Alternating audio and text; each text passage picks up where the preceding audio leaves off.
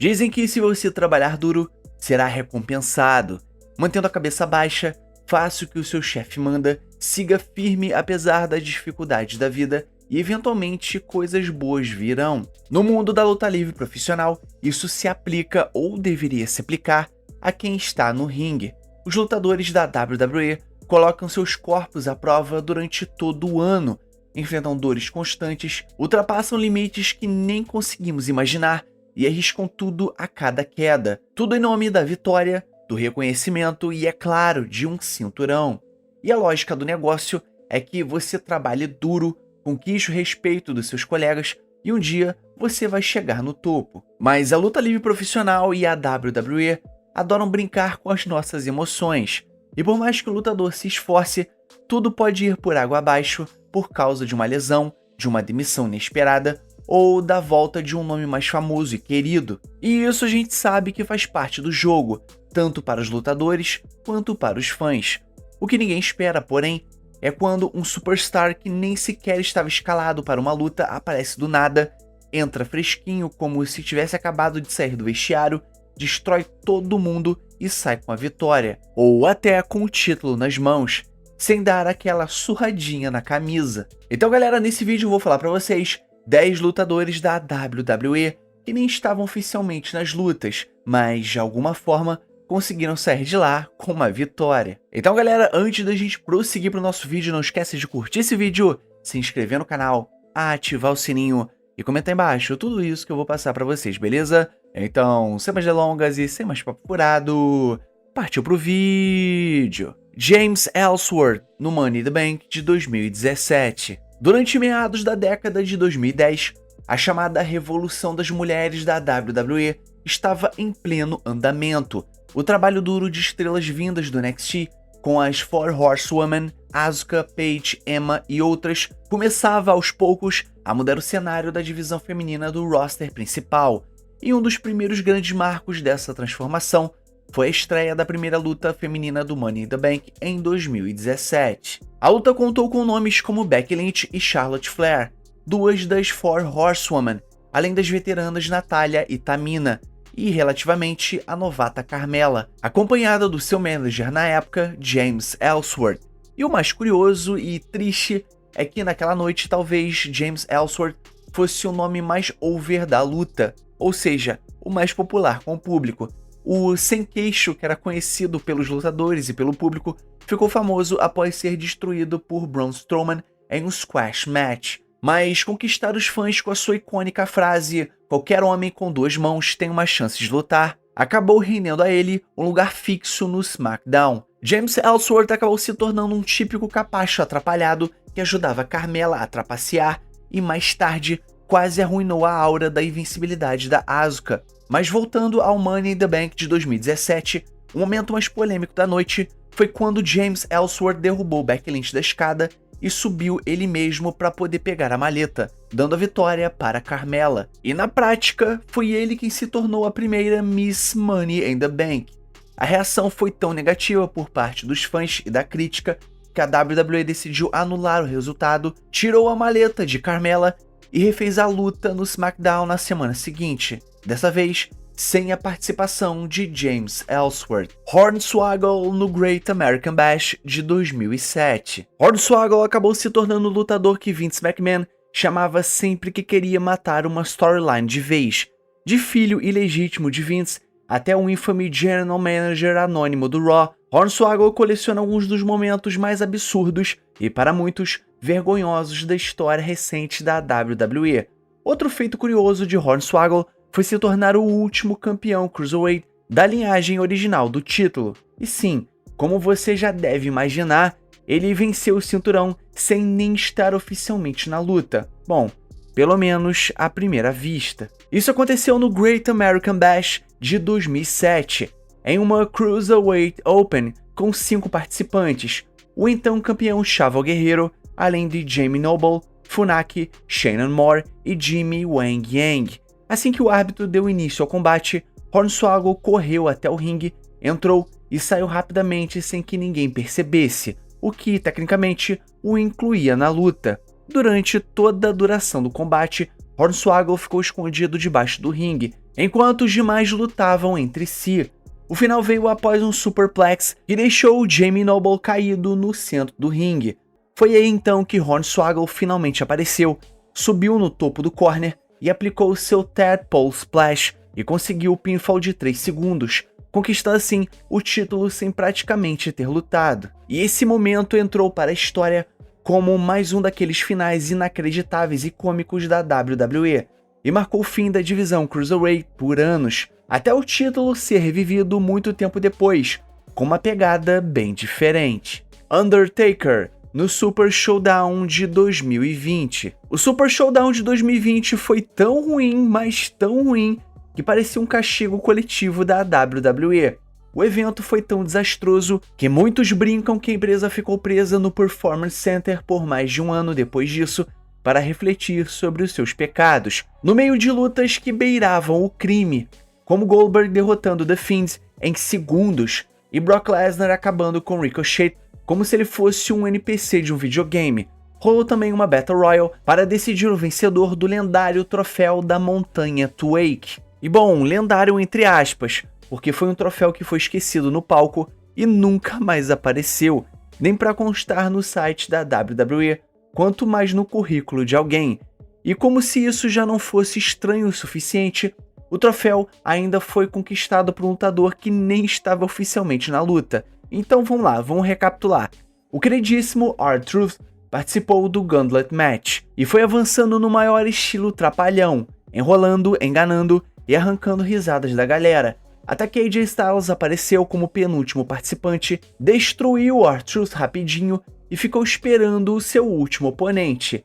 Esse último era para ser Rey Mysterio, mas ele foi misteriosamente atacado nos bastidores por Luke Gallows e Carl Anderson, parceiros de AJ Styles. Com isso, parecia que AJ Styles levaria fácil essa vitória. Só que aí, os sinos tocaram e quem apareceu? Undertaker. Isso mesmo que você escutou. O homem, o mito, a máquina, a lenda.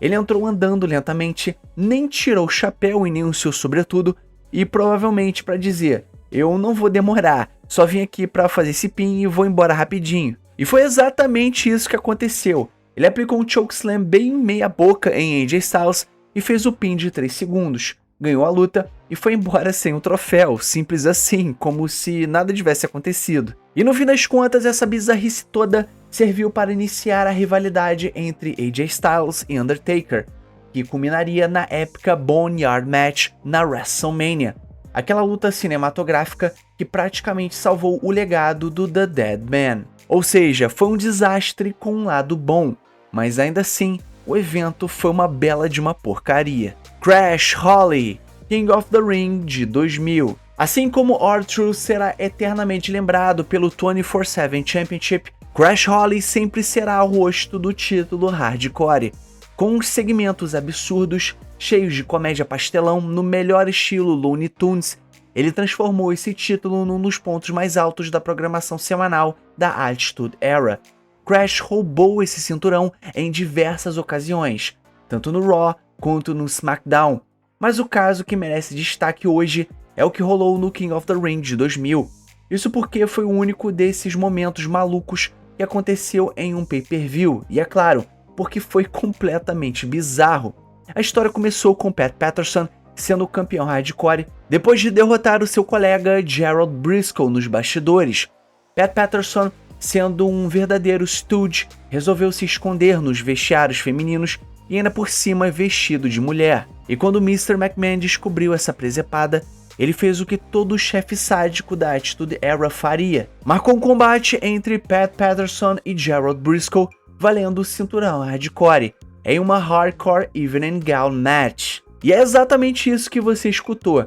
2 homens veteranos com a idade somada de mais de 100 anos se enfrentando no combate hardcore de vestido. A luta foi um caos como se esperava, até que quem acabou aparecendo, claro, Crash Holly do nada, aproveitando o 24/7 Rule, que é aquela regra que dizia que o título poderia ser defendido a qualquer hora, em qualquer lugar. E ele surge com um bastão de beisebol, ataca os dois de surpresa, faz o pin em Pat Patterson e vira o campeão. E detalhe, ele nem fazia parte da luta e muito menos estava usando o vestido. Ou seja, no meio de uma luta de gala entre dois velhos usando vestido e tacando objetos um no outro, Crash Holly aparece e rouba o cinturão.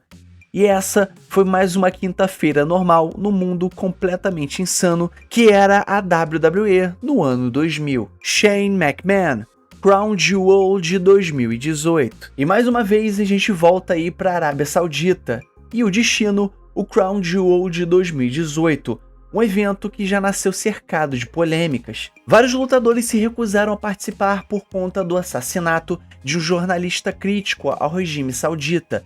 Shawn Michaels saiu da sua aposentadoria para fazer um combate terrível. Braun Strowman teve mais uma chance pelo título universal e, é claro, fracassou de novo. Mas nada, absolutamente nada, supera o absurdo do torneio para coroar o tal de melhor lutador do mundo. Esse torneio ocupou boa parte do show e tinha nomes como Seth Rollins, Kurt Angle, Rey Mysterio e outros grandes astros da WWE. Ou seja, uma espécie de Copa do Mundo, mas no estilo americano. Se você não for dos Estados Unidos, você nem participa desse torneio. E foi exatamente isso que aconteceu. E a final foi entre Dolph Ziggler e The Miz. Só que aí, The Miz se machucou antes mesmo da luta começar e teve que ser retirado da decisão. Agora pensa comigo, em qualquer Copa do Mundo normal, você resolveria isso como? Talvez uma repescagem entre os semifinalistas perdedores. Era algo certo a se fazer. Quem ganhar, entra na final. Mas meu amigo, isso aqui que a gente viu foi a WWE na Arábia Saudita, onde a lógica derrete sobre o sol do deserto e evapora nas dunas sem deixar vestígio algum. Então do nada, simplesmente do nada, surge Shane McMahon. Isso mesmo, o filho do chefe, que nem fazia parte do torneio, entra no ringue, derrota Dolph Ziggler em 2 minutos e 30 segundos e ergue o troféu de melhor do mundo como se tivesse vencido o G1 Climax da New Japan Pro Wrestling, o Main Event da WrestleMania ou talvez a verdadeira Copa do Mundo, tudo junto no mesmo lugar. E acredite se quiser, isso realmente aconteceu. O troféu sumiu por anos e só voltou em 2022, com um torneio muito mais digno, com lutadores de várias partes do mundo e o vencedor merecido Ricochet. Mas o trauma de 2018, bom, esse acabou ficando. Snoop Dogg na WrestleMania 39. Depois do Crown Jewel de 2018, Shane McMahon e The Miz passaram o ano inteiro seguinte daquele famoso vai não vai de rivalidade misturada com parceria. Eles formaram dupla, ganharam os títulos de duplas, viraram inimigos e se enfrentaram na WrestleMania 35. E até o pai de The Miz entrou na história. Quem não lembra daquela posição que ele fez armando um soco que acabou virando meme? Mas mesmo com tudo isso enterrado, a saga Shane McMahon contra The Miz ainda não tinha acabado. Agora a gente corta para WrestleMania 39, no domingo, com The Miz de anfitrião do evento ao lado de ninguém menos que Snoop Dogg. Na noite anterior, ele já tinha sido pego de surpresa por Pat McAfee, e no domingo, o raio caiu no mesmo lugar. Shane McMahon retornou do nada e um combate improvisado começou. Só que o que era para ser mais um momento cômico virou uma tragédia em segundos. Durante uma sequência básica de Pro Wrestling, correr nas cordas e pular o adversário, Shane McMahon rasgou os 2 quadríceps. Isso mesmo, em menos de 1 minuto de luta, ele se autodestruiu em rede mundial. E aquilo, o show não pode parar jamais. Então Snoop Dogg improvisou lindamente, nocauteou The Miz e aplicou um People's Elbow digno de um Oscar.